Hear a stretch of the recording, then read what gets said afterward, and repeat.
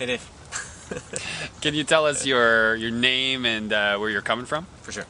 My name is Brennan Caverhill, and I am an instructor with the Environmental Visual Communication program at Fleming College that we're teaching at the ROM. And I am also in programs at the Royal Ontario Museum's Biodiversity Centre. The Environmental Visual Communication program is all about capturing the environment and making it visually appealing for the public. So selling sort of biodiversity messages and conservation messages.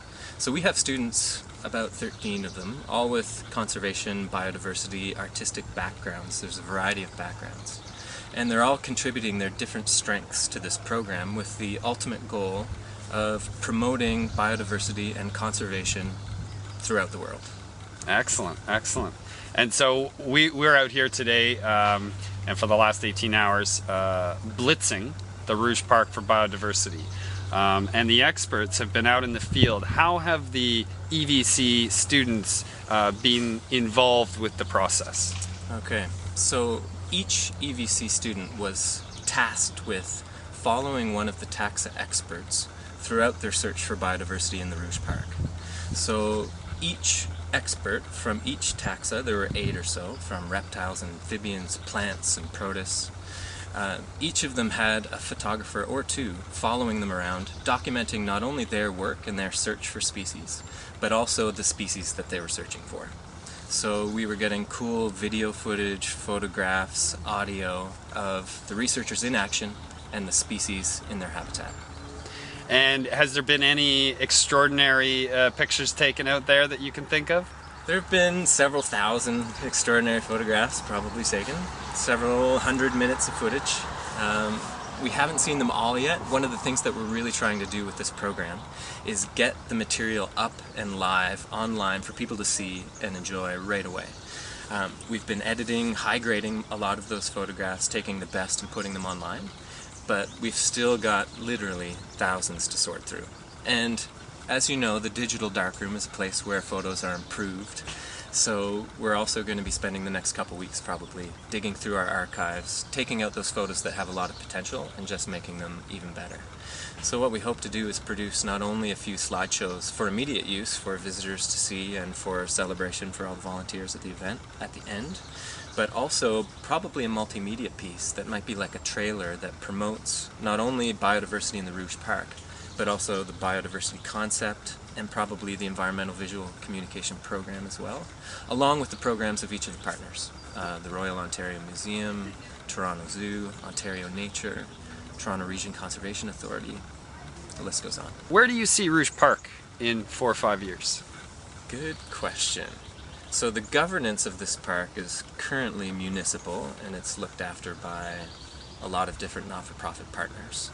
It's going federal, the governance. So Parks Canada has said that they're going to be taking over governance of this park. I haven't seen a lot of action on that front yet. I don't know how long it takes to turn a piece of municipal property into federal property and get Parks Canada up and running. I know that the process can take a long time. I know that our Prime Minister wants to make that happen because I think 6 million voters are within a 100-kilometer radius or so of the park. And I was talking to friends at Parks Canada and they were saying that they're hoping for 7 million visitors a year. Is that possible? Totally possible. The tourism industry can promote that for sure. So yeah, they're looking for big things from this place. I think the combination of art and science is the best way to promote conservation messages, no doubt about it. Art, whether it be sculptures, photographs, videos, they tug at the heartstrings of the viewer, you know. They really affect change. There's nothing more powerful than a single image or a movie or a painting that really moves an individual. And forever, or for as long as I can remember, organizations like corporations have been using art and visuals and media to sell their messages. Scientists have been using text for the most part. So, I mean, it's about time we jumped on board. A lot of scientists are okay at this, but most scientists are not. So hopefully, through the Environmental Visual Communication program, we'll give those scientists some potential staff who can really help promote their messages, their science messages. But we're also producing scientists who are visually literate, so maybe they'll go and do their own science and promote their own, get big on their own. So hopefully not only will they do their own stuff, they'll also help promote the science that's already happening out there. Excellent. Last question, Brennan. It's more of a statement that I'm going to start and you're going to finish. Okay. I just want to get your initial thought on it, so don't dwell on it too much and just sort of finish my statement. So Brennan, Caverhill, Rouge Park is a very cool place, full of biodiversity and biodiversity experts and green space and confusion.